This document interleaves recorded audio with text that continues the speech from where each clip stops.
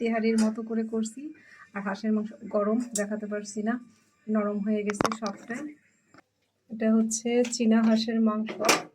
আজ একটু বিরিয়ানির মতো করব। তো আগে একটু টক দই, মাংসটা তো শক্ত থাকে, আমার ঘরে বানানো টক দই দিয়ে এটা মেরিনেট করে রাখবো, তাহলে মাংসটা একটু নরম হবে রান্নার সময়। দেব হচ্ছে মরিচের গুঁড়া 1 চামচ দিয়ে দিই, আর লাগবে না। এটা দিয়েই আমি এটা ভালো করে মেরিনেট করে রাখবো। এটার মধ্যে ভালো করে একটু ঢাকা দিয়ে রাখি। ব্যাস, রান্নাটা শুরু করি।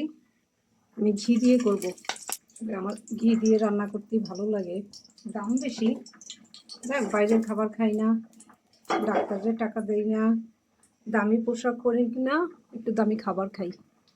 পেঁয়াজ দিয়ে দিলাম, একটু লবণ দিয়ে দিই, মাংসে লবণ দিইনি, একটু দিয়ে দিই। হাঁসের মাংস দিয়ে বিরিয়ানি তেহারি কোনোদিনই কিছু করিনি, তো আজ হচ্ছে মেয়ে খেতে চাইলো, তাই মেয়ের জন্য করতেছি। একটু ঢেকে দিই, তাড়াতাড়ি হবে। আর পেঁয়াজটা একটু ভেজে নেব, রসুন একটু থেতো করে নিয়েছি, দিয়ে দিই এর সাথে।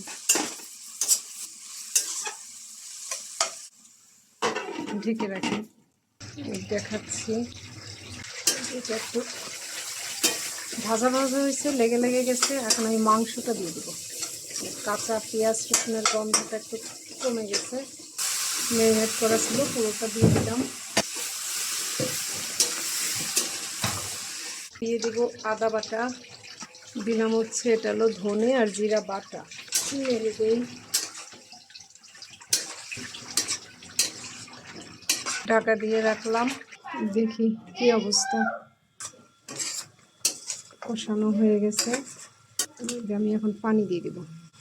হাঁসের মাংসে একটু নারকেল দিলে কি হয়, এটা নারকেল বাটা দিয়ে দিলাম। এখানে হচ্ছে গরম মশলা, এলাচ, দারচিনি, লং, জয়ফল, জয়ত্রী সবগুলো কিছুটা দিয়ে দিই, আবার কিছুটা পরে দিয়ে দেবো।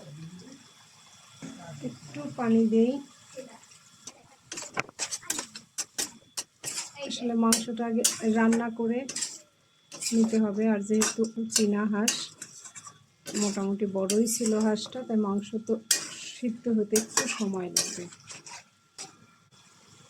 ঢাকা দিয়ে রাখি, দেখি কি অবস্থা। যে পানিটা দিয়ে দিয়েছিলাম এটা শুকিয়ে গেছে, এবার হচ্ছে আমি পানি দিয়ে দিই, বেশি করে পানি দিয়ে দেবো, রান্না হবে হাঁসটা। ঢাকা দিয়ে দিই, সিদ্ধটা ভালো হবে।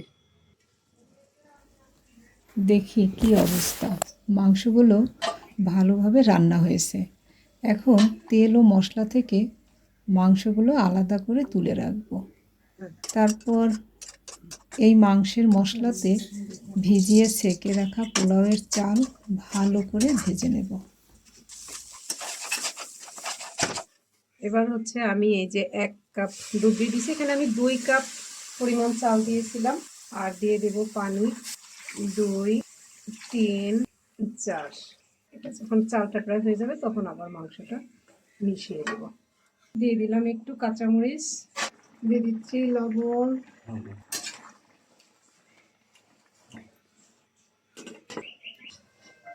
যে রান্না প্রায় শেষ। আমি এবার মাংসটা মিক্সড করে ঢেলে দিচ্ছি।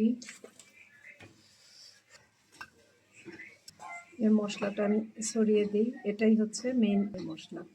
এবার ভালো করে আমি মিশিয়ে দিচ্ছি।